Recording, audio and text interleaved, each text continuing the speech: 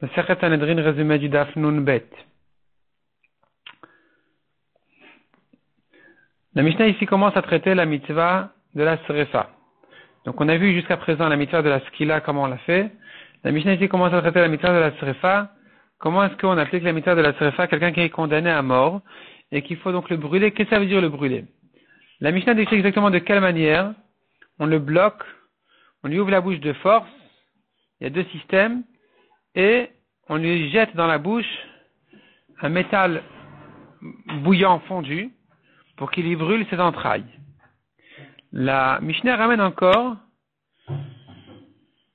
Rabbi Elazar ben Rabbi Tzadok qui vient témoigner qu'il a vu qu'on brûlait une fille de Kohen qui est Chayavet Srefa, on l'a brûlée physiquement. Vraiment, sur des bois, ils ont fait un feu, le badin, et l'a brûlé comme ça. Ils l'ont entouré donc de branches, ils l'ont brûlé. Ils ont allumé le feu, ils l'ont brûlé comme ça. Les Chachamim lui ont répondu, tu ne peux pas amener une preuve de là, parce que c'était un badin qui n'était pas compétent, c'était des tzedoukim qui veulent appliquer les psukim tels qu'ils sont écrits, la Torah écrite uniquement, sans la Torah orale. La Gemara va ramener par la suite que Rabbi Elazar ben Rabbi Tzadok avait ramené d'abord une première histoire comme quoi dans son enfance il avait vu qu'on avait brûlé une fille de Kohen, et sur ça les Chachamim lui ont dit tu ne peux pas témoigner sur ce que tu as vu dans ton enfance, et celle-là il a ramené une autre histoire, mais quand il était adulte aussi il a vu ça, sur ça on lui a répondu que ce bedin n'était pas compétent. La Gemara dit donc on apprend que la mitzvah de la Torah de brûler, elle se fait de cette manière-là, c'est-à-dire brûler intérieurement, puisqu'on a repoussé donc cette histoire de Rabbi Elazar, ben Rabbi Tzadok, on dit non, il faut le brûler intérieurement en lui brûlant ses entrailles, d'où on apprend ça. La Gemara dit, deux drachot, il y en a qui l'apprennent par une Xerashava de l'assemblée de Korach qui a été brûlée intérieurement, et il y a ceux qui l'apprennent de Nadav et Avihu, les fils de Aaron, qui ont été brûlés intérieurement, et tu vois bien que la Torah appelle ça brûler. Donc tu apprends de là que le brûler de la Torah peut se faire aussi intérieurement. Et puisque ça peut se faire comme ça, alors la Gemara elle va dire par la suite, on va lui choisir la plus belle mort, et on va pas le brûler physiquement, il va beaucoup souffrir, on va le brûler intérieurement de manière à lui faciliter sa mort. Et donc même si on a trouvé par ailleurs que brûler physiquement, ça s'appelle aussi brûler, on va préférer le brûler comme ça intérieurement. La Gemara ramène ici déjà, au passage la Gemara nous ramène donc ce qui s'était passé avec Nadav et Avihu, les fils de Aaron, qui avait dit en voyant Moshe et Aaron, quand est-ce que vont mourir ces deux anciens, et moi et toi allons guider le peuple, la génération. Akadosh Baruch Hu leur a dit, voyons qui c'est qui va enterrer qui. La Gemara ensuite, la Gemara donc conclut de là, en fait pas de là, de l'assemblée de Korach aussi, la Gemara elle rentre un peu dans le sujet de l'assemblée de Korach. Elle dit comment est-ce que Korach il a réussi à acheter ces grands Talmidei Chachamim pour se disputer contre Moshe en leur servant quelque chose à manger. La Gemara dit regarde, un Talmid Chacham qui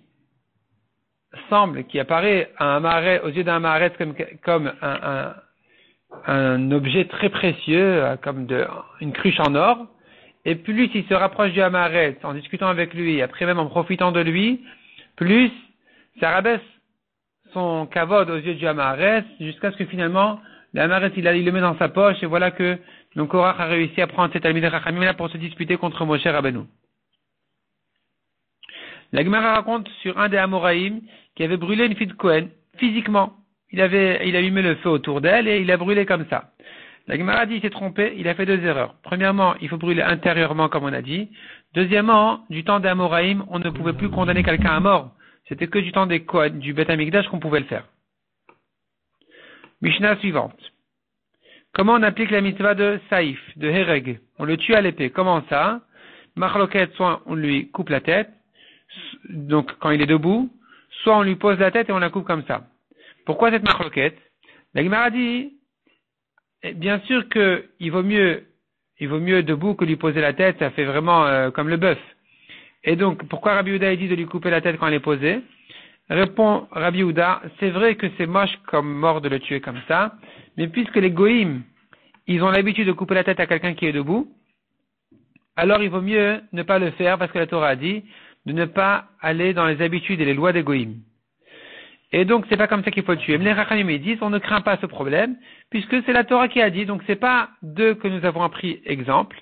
On n'a pas pris exemple des goïms, c'est nos minagim à nous, notre mitzvah à nous de le faire. Et l'Egmara ramène encore un exemple. On voit que si c'est un minag juif qui est mentionné dans les psukim, on peut le faire même si les goïms ont pris cette habitude aussi, ont aussi cette habitude.